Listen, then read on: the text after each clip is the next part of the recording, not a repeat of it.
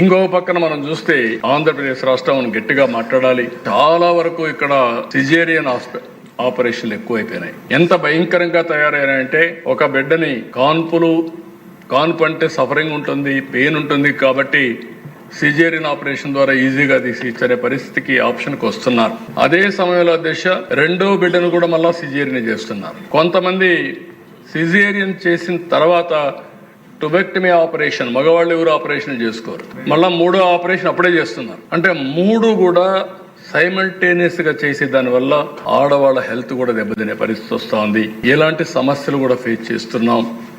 అందుకే మీరు చూసినప్పుడు 70% ఆంధ్రప్రదేశ్లో సిజేరియన్ ఆపరేషన్స్ ఉన్నాయి. ఇది ఒక ప్యాకేజ్ అయిపోయింది. సత్యకుమార్ గారు, మంత్రి గారు ఉన్నారు, మీ బాధ్యత ఎట్లా మోటివేట్ చేయాలన్నా మోటివేట్ చేసి, హాస్పిటల్స్ మోటివేట్ చేసి, దేశంలో ఎక్కడా లేని విధంగా highest caesarean operations Andhra Pradesh easy solution కొని ముందుకెళ్ళిపోయే పరిస్థితికి వస్తున్నాం. మన తర్వాత ఉండేది 50%, 40%, ఆల్ ఇండియా లెవెల్ 20%.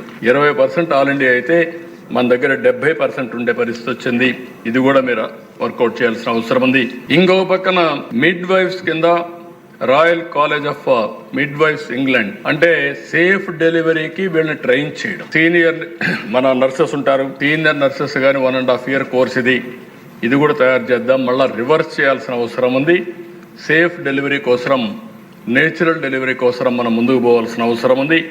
దానికి కూడా ముందుకు పోతామని చెప్పి కూడా నేను మీకు తెలియజేస్తున్నా. ఇంకొక పక్కన మీరు చూసినప్పుడు ఇవన్నీ కూడా బాల్య వివాహాలు కూడా, ఇది కూడా ఒక పెద్ద సమస్య. దీన్ని కూడా మనం టేకప్ చేయాల్సిన అవసరం ఉంది. ప్రజల్లో ఒక చైతన్యం కూడా తీసుకురావాలి. ఇది ఒక విధంగా చెప్పాలంటే నేరం అయినా కూడా మనకు తెలియకుండా జరుగుతున్నాయి.